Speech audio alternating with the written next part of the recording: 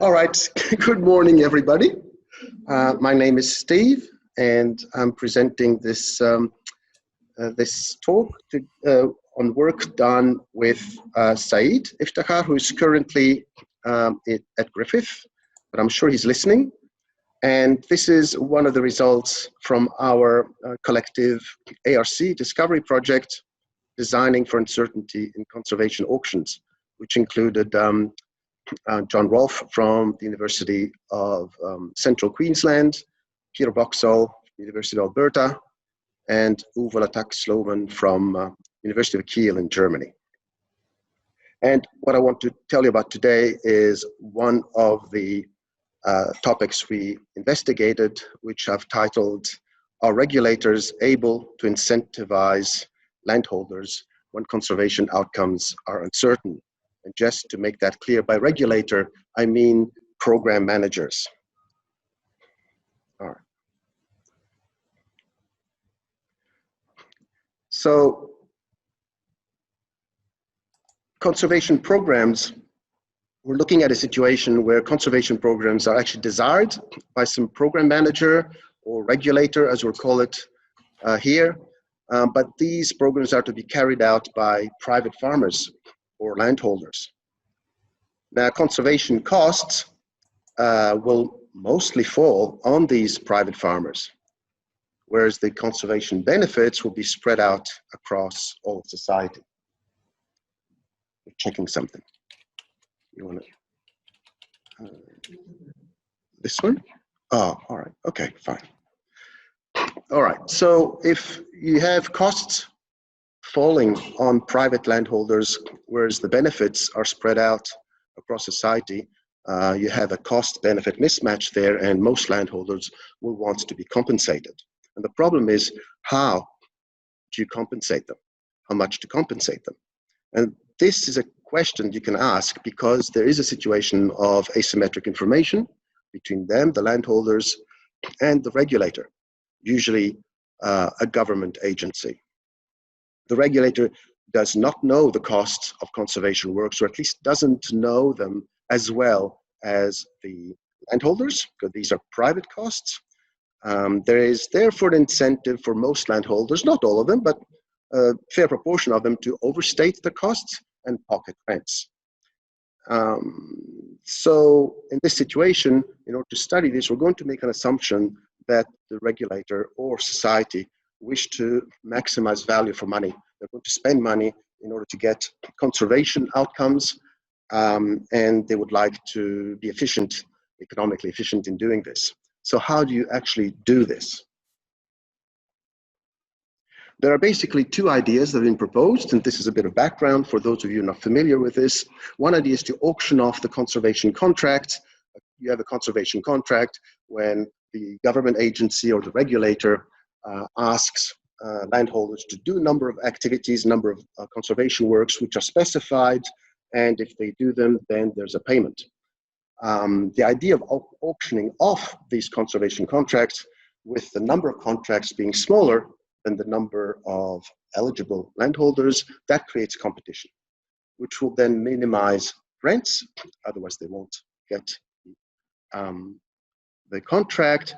I say minimize rents, I don't say make them zero, because actually having some rent is not a bad thing. It actually creates incentive for them to want to participate in the program. But by doing that, by minimizing rent, it also reveals conservation costs to the regulator, approximately, given that the amount of money that the landholders will ask, we call them bids, are not going to be that far off from the actual private cost of doing the works. So that's one idea.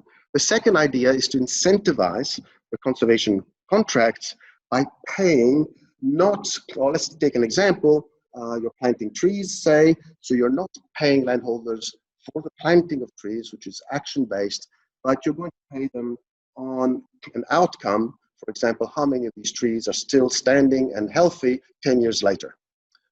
Or at least you're going to pay a certain proportion of the payment on the outcome.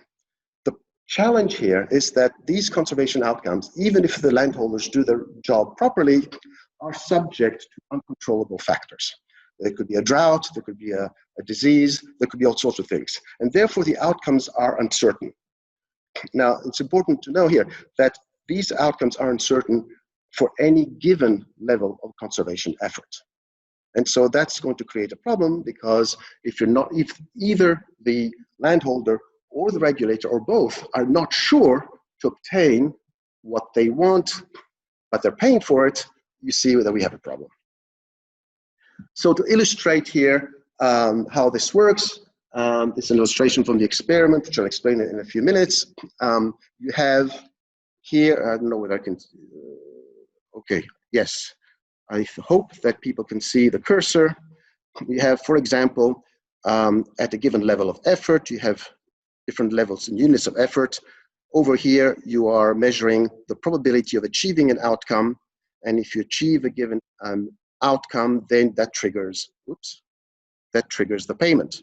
So for a given level of effort, you can see that if the outcome is uncertain, then you're not sure whether, for example, in this case, it's going to be somewhere between 50% and 67% chances of achieving an outcome, which will trigger the payment. Just for note that in the following slides, this Z indicates the conditions under which environmental works are done. So Z equals 0 is the unfavorable conditions, and Z equals 1 are the favorable conditions.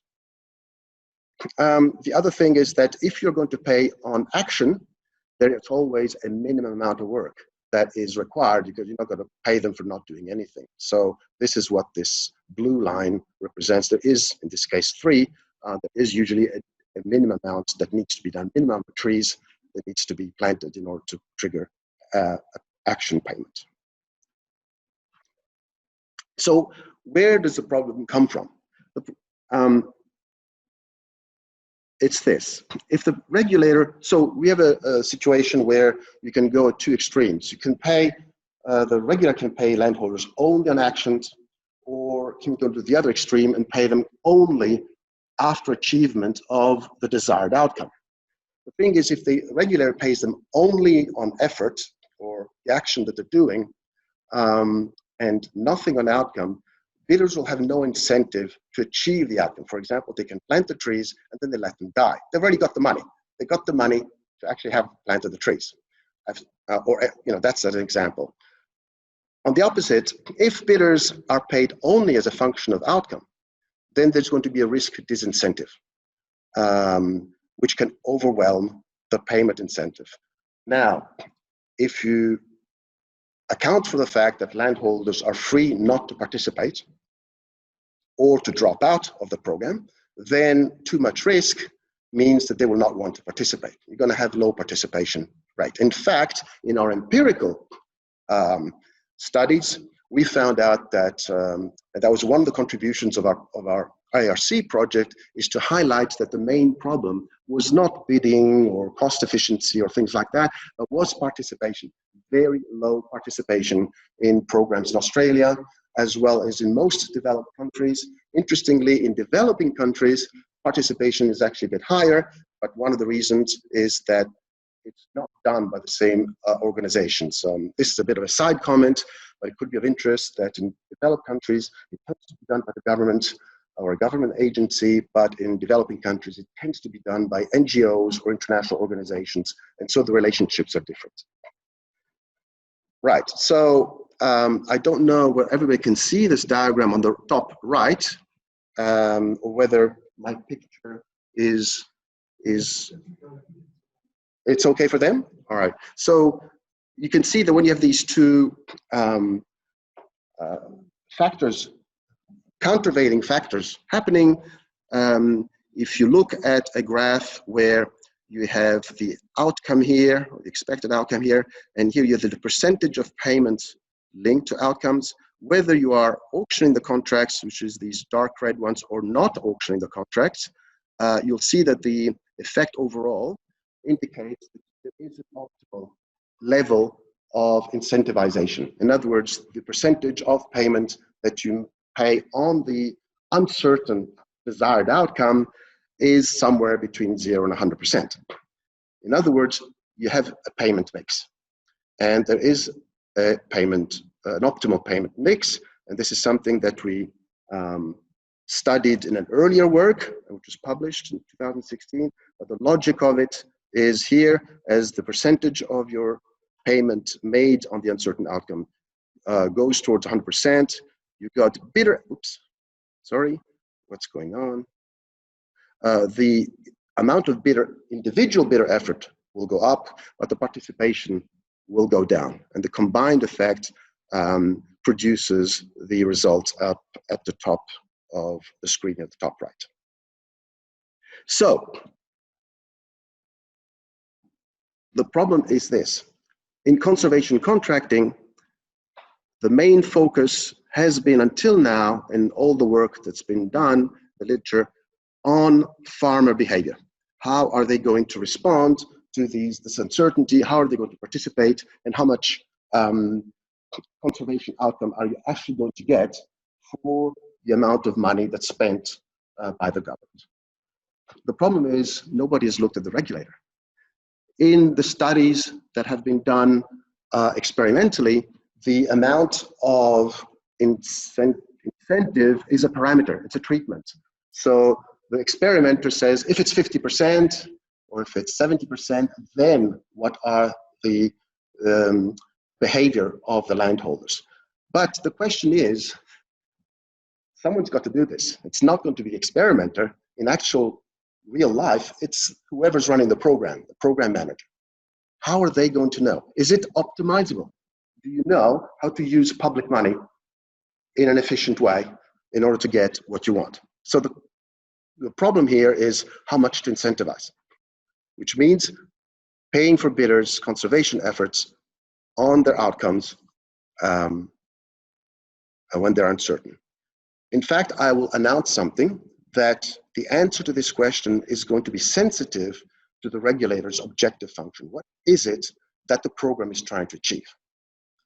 And we'll examine different objective functions. So the aim here of this study was to break new ground by studying the regulator's behavior.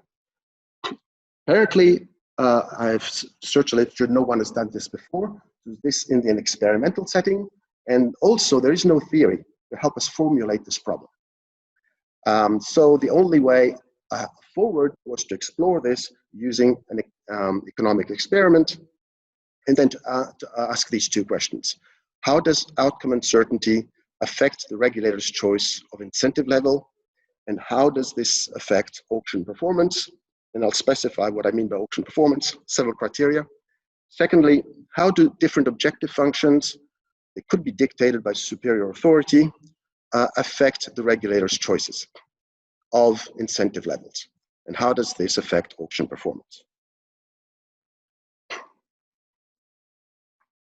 So, to study this experimentally, we looked at 3 different uncertainty scenarios. And by uncertainty scenarios, we're looking at nature's uncertainty, the uncertainty given a particular level of conservation effort. And you already saw the middle graph, which I showed you before. And that was actually a moderate uncertainty. On the left, you have a deterministic situation where if you put so much effort into one of the planting trees, for example, then you know that all the trees for sure are going to be alive and healthy 10 years later. So there's no uncertainty there. And on the right one, there's a much bigger spread. So there's a much bigger uncertainty around the midpoint. Now, we are making an assumption here, is that the outcome itself has no scientific uncertainty. In other words, it can be measured or observed with no uncertainty.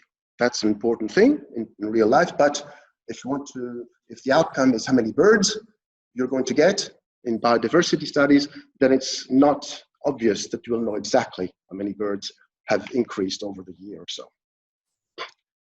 The second observation is that from the regulator's point of view, there actually is a second level of uncertainty. The first one, which is the one I've just told you about, is nature's response to bidders' choices of effort. But then there is the resulting behavior of bidders. Even if nature is deterministic, the the bidders themselves, if they're not totally rational or they have risk aversion, they can respond to the situation differently. And when there is uncertainty from nature, then, particularly because bidders or contractors have different levels of risk aversion, for example, they will respond differently. So this is a second level of uncertainty for the regulator. So how did we do this? This study was based on that previous study, the 2016 study, which I did with Uwe Latasch-Lohmann, which looked at the problem from the bidder's point of view. We had experiments and we had results. In this study, we took those, so we parameterized the study in the same way. So we had the same parameterizations of the experiment, the same level of uncertainty. And one thing we could have done is have a direct face-to-face. So you have the regulator, you have another room full of subjects who are the bidders. That would have been complicated, it would have been long and logistically difficult. So what we did, we took the results of the previous experiment that represented the behavior of the subjects as bidders and turned them into virtual agents. And the new subjects in this experiment who were playing the roles of regulators, all separately, by the way, were interacting with these virtual agents, the data of which was taken from the previous experiment. So how do we do this? Very, very simply. We looked at the bounds, the upper and lower bounds of the different behaviors, and then we took a random draw, uniform random draw between these bounds, and those bounds differed depending on the level of uncertainty and depending on which performance criterion you're looking at. So you had participation, given that dropout was, or non-participation was an option, the average effort, the outcome achieved, which was subject to uncertainty, and cost effectiveness, which was the ratio of the budget outlay, paying the subject to the outcome achieved. And except for one exception there, I don't know, I should use my screen and not go to the board. With one exception, which is this one here, which represents too much, well, in fact, the difference between these two are not significant. But everywhere else, you can see that the spread is much bigger as you increase uncertainty. And this 4.5 is equivalent to that 3 I showed you earlier. It's the minimum to trigger the proportion of the payment that is on action. Okay, 3 levels of uncertainty, and we wanted to examine the impact of the policy goal or objective function.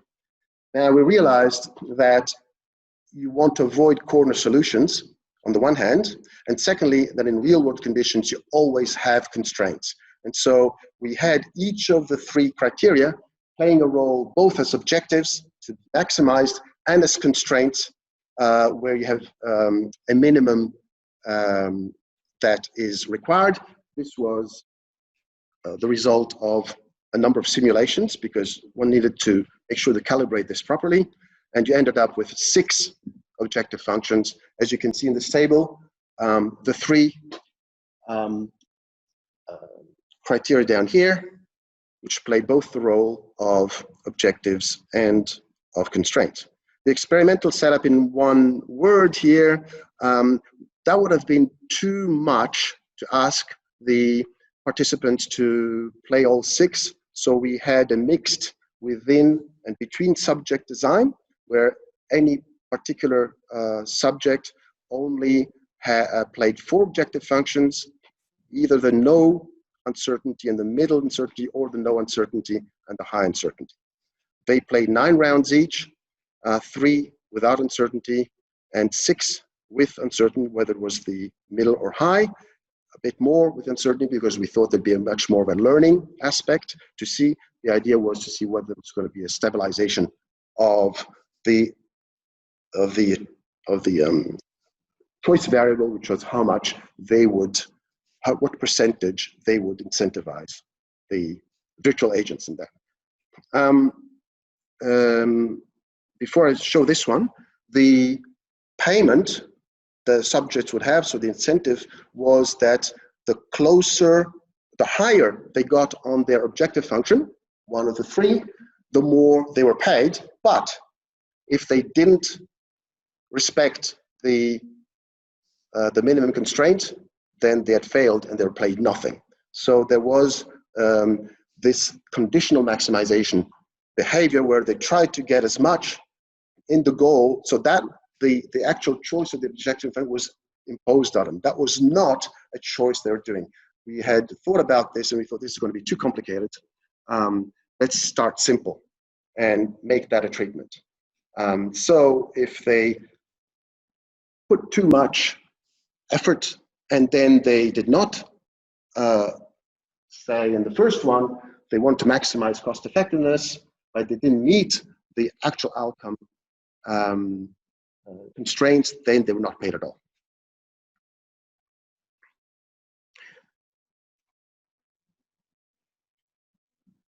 It turns out now that we also, using simulations, identified what were, in theory, if you want, or the optimal incentivization level for each of the scenarios. Each of the scenarios you can see you've got 6 objective functions by 3 uncertainty levels, 18 all up.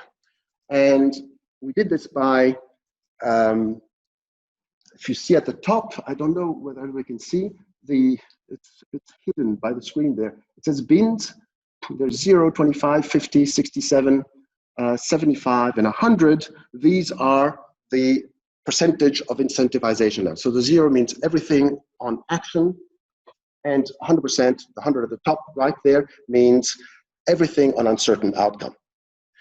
The choice was actually a continuous one, but we created bins so that depending on the choice, they were put into one of the other bins. That's a simplified analysis. And I hope everybody can see this, but people in the room here can't. So I'm going to take this down. And I want to show the purpose of this slide. Was under certain scenarios, that 100, the yellow figure, it shows that when you had objective function A1 under no uncertainty, 75% 75% incentivization was always the optimal. The optimal, which in this case meant, I have to go back because I can't remember, A1 was maximum CE, cost effectiveness, subject to constraints on the outcome. All right, so that's what was being, so 75% optimization was always that percentage percentage incentivization that achieved the highest CE subject to Y. By contrast, if you look at the third line, still the same A1, but with high uncertainty, H, you can see that there was a range of times where basically it's not very clear what the optimal incentive is. So this is something that appeared through the studies. The broader the uncertainty, the flatter, if you want, yeah. So no, this is the simulation. And so you run this many times. Because you have all these random numbers, you see each time which is the, that's the optimum. So in this case, you can see the A1H, basically it's not clear where between 50 and 100% is optimal. And that's even without behavior of a real person. And if you look at the very bottom, that's C2H, that's the pink one there, you will see that in some cases, and this says your 9, 82, and 9 from the 25, 50, and 67% incentivization, you see that the relative frequencies are not necessarily the same. They're here, most of the time it was at the 50%.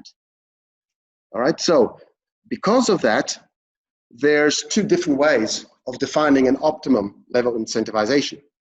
One is an expected weighted optimal value, where you basically take account, if you look at the pink one at the bottom, take account of the relative frequencies, and then use those as weights relative to the amount of incentivization at the top, or you just look at the optimal range.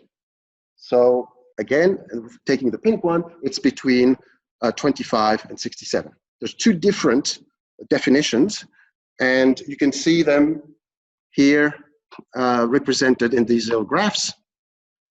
And overall, you can see that the H is the one that's broadest. All right. Now, this is interesting because if you look at the optimal range, it means that high uncertainty often means a wider range of optimal value, which actually means easier to optimize. So you have a problem there. It's easier to optimize, but what does the optimum mean?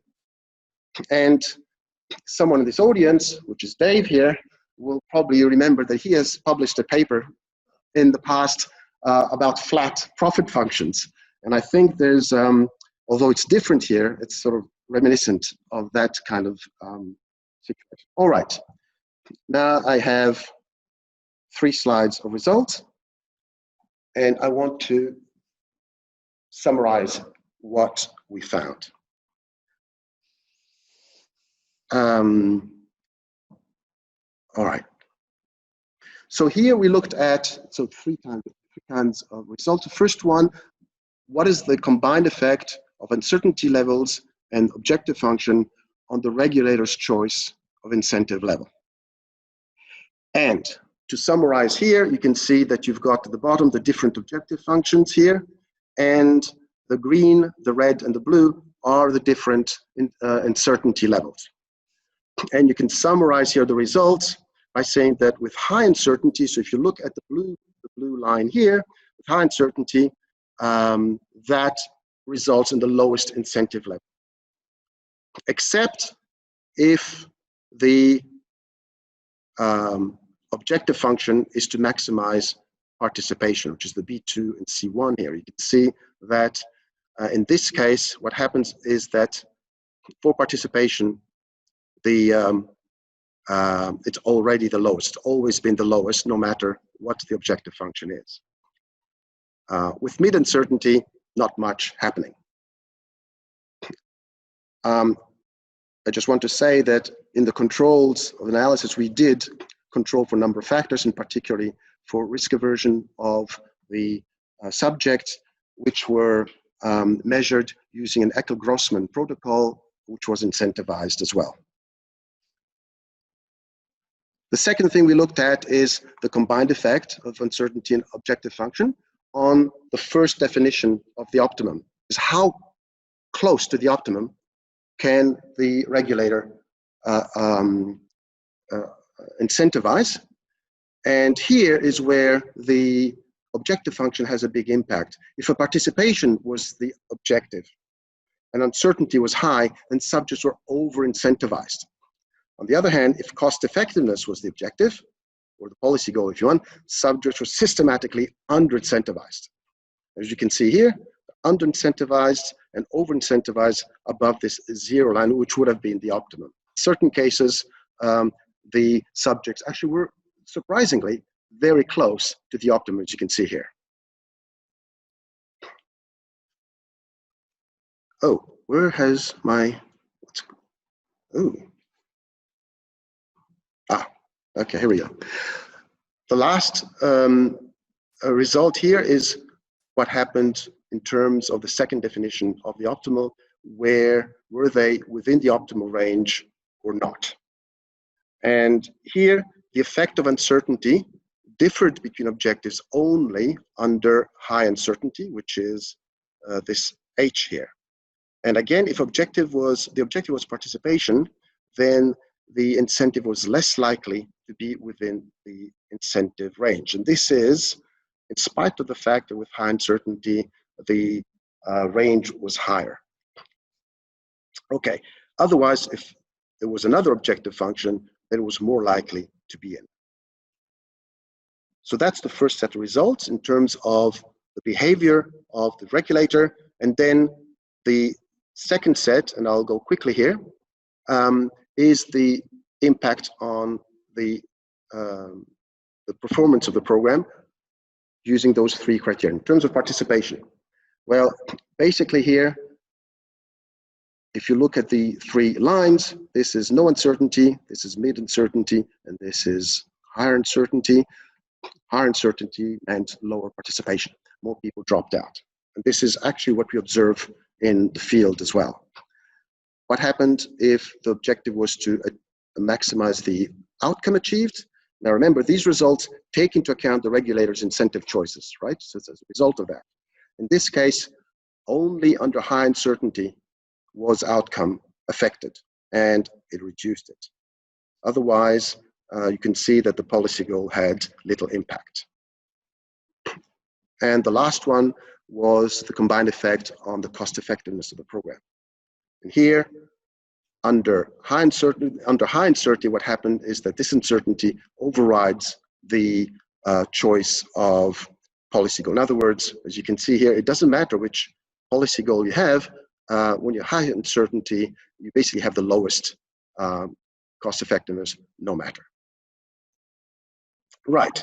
So to conclude, are regulators able to incentivize landholders when conservation outcomes are uncertain? And my co-author Saeed reminded me, you asked a question at the beginning, remember to answer it. So here I go. There's two things you have to remember though. Able to incentivize should now be reworded as able to optimize. And the answer depends on the objective function or policy goal. And overall, one can answer both yes and no, in this sense that no, more uncertainty makes it harder to optimize conservation incentives, but yes, because more uncertainty widens the optimal range, if that's how you're going to measure your optimality. Result, more uncertainty makes the exact optimum matter less. In other words, the optimum becomes flatter, which means suboptimal deviations matter less. But this has a sort of strange result, outcome, as a poor auction performance can appear closer to optimal. Okay? Implications, well, uncertainty reduced program performance on all three criteria, but to a different degree. Program participation was most resilient to outcome uncertainty, as we saw earlier. Outcome achieved was most sensitive, that means suffered most from high uncertainty. If that's the case, again, from the results of this experiment, there's 135 subjects, by the way.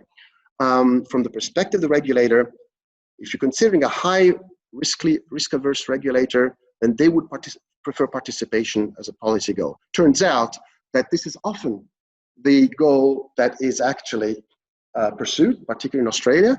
And this could be related to risk, but in terms of political risk, not in terms of outcome risk, in the sense that they need to appear successful. And participation is much more easy to control than outcome or cost effectiveness that depend on the climatic or biological uncertainties.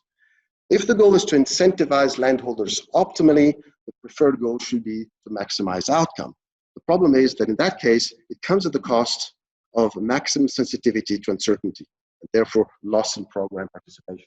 By the way, I forgot to say that if the regulator is very risk averse and prefers to maximize participation, then it will come at the cost of suboptimally over-incentivizing bidders and therefore reducing cost effectiveness. And the last one is, if you want to maximize cost effectiveness, it turns out that there's no advantage, even in terms of cost effectiveness.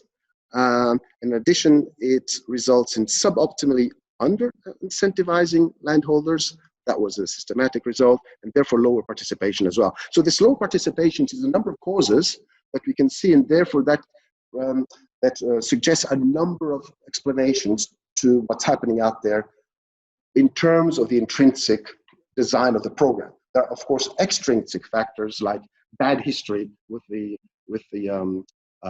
program managers or whatever. And I just want to finish with this last slide about future work. I have not mentioned the dynamics of choice. We haven't presented how things, whether more uncertainty makes it harder for the regulator to learn where the optimal is. And the other thing is understanding the incentivization strategies. We had a survey, a qualitative survey, where we asked them for different strategies, and there's a lot of data, but we haven't actually finished analyzing yet. I want to thank Salume Akbari for help with this. And then with this, we should be able to have a better understanding to see whether we could model this and predict, because it doesn't exist yet. And I finish by saying there's one limitation, is that we're looking at a regulator deciding on one single variable, how much to incentivize. And it's already not obvious, not simple. Imagine what it is in real life when they're doing several things and trying to achieve several things. So thank you very much for your attention. I'm done. Question is, Ben, why not choose a social welfare function for wise and objective instead of participation? Well, one reason is that the actual objective that is chosen by many programs is in fact participation. And one of the results here is to show that if you do this, you really underperform. So the implication is choosing participation as an objective is not a good idea. That's really the conclusion from these experiments. So when you say who cares about participation, if you talk with people like Patrick O'Connor in South Australia, University of Adelaide, who's actually has been running many of these programs in the last 10 years, he's saying that for various reasons, participation in, they use different words, is actually what is trying to be maximized. And that's not a good idea, but for political reasons, I suppose. Okay, thanks. So Ram is asking a question regarding suggestions to regulator designing conservation contracts.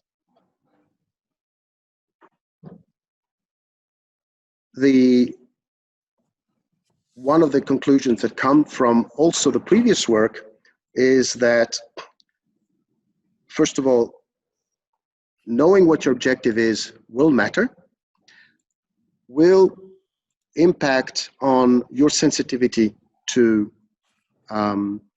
uncertainty of outcomes. And if you combine this with the previous results that we had from the previous experiment, then you'll know that you will not, in general, have the best results if you over or under incentivize. In other words, the amount of payment on the achievement of the outcome cannot be 100% because of its impact on participation. It also should not be zero because of the lack of incentive to follow up on the initial action by the landholder. So that's a result that came from the first study. I don't know whether I've actually answered your... Now, there's other aspects, of course, to these issues that we haven't covered. For example, the duration of a contract also matters, but that was not part of the study. Other people have done that. Any other questions? There's two things here. There is the regulator, and then there is the people who are participating in the program. And one of the things I say is that when you look at it from a regulator's objective, then there may be a potential of conflict between what is the objective of the regulator and what the participants of the program want. And so it does seem to me then that understanding the attributes of the contract, which is one thing you have just mentioned, maybe the duration of the contract, maybe what are the outcomes as a part of it. It is very important then to understand the level of participation. How the participants are going to participate is really going to depend on the contract design. Yes, absolutely. Yeah. Yes, okay. So I'll repeat Amin's question here, which is what the regulator wants and then what the landholders are, what's important for the landholders could differ. And for example, you're saying the duration of the contract, or maybe other conditions linked to the contract, would be an important factor in understanding participation rates, whether they want to be part of the program or not. And yes, absolutely. So actually, this is being studied and has been studied by others, both empirically and experimentally. It just hasn't been all put together yet. So different people are studying different aspects separately, trying to get that clear. But I think at some point we're going to have to sort of put it all together. But if we put it all together at first, I think it'll be too complicated. We just won't understand what's going on. Too many factors interacting. But I think you're right. At some point, we're going to have to do this. And control with empirical studies out in the field as well. The only thing, as I said, we have I have a paper with all my project collaborators that looks empirically at the different factors that can affect participation. We have a sort of pre-model there to try to understand the logic. But one of the things that has come out through surveys that I actually did a few years ago with Graham Doole and the name now escapes me. Anyway, Louise, that's right, Blackmore, was that there are often extrinsic factors that in previous programs that have nothing to do with the current one, there was some problem between, let's call it the regulator, and the landholders that, for whatever reason, they were not respected well, or there was something that went wrong, that they don't want to work with them anymore.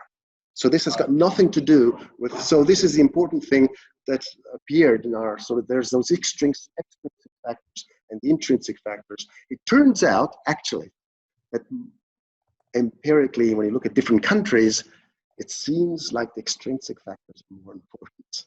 That's not so much the program design, but how it's implemented, by whom, that has a big impact on whether these programs are successful or not. At the same time, this is good news for us. It means, okay, it's not so much to do with the design itself, if people have taken care to design properly. It's how it's implemented, but then you know where to fix things. I mean, I personally had interaction with a CMA in Victoria, and I was talking to them, and they were completely put off by the previous conservation program that happened previously, very angry, and they said, we're never going to, participate in one of those. So yeah, I could see that there were some problems there. Yeah. I think that's it. Okay, thank you very much, Steve, for your nice presentation. And thank you for all participating. And we had a small technical issue today. Thank you for your patience.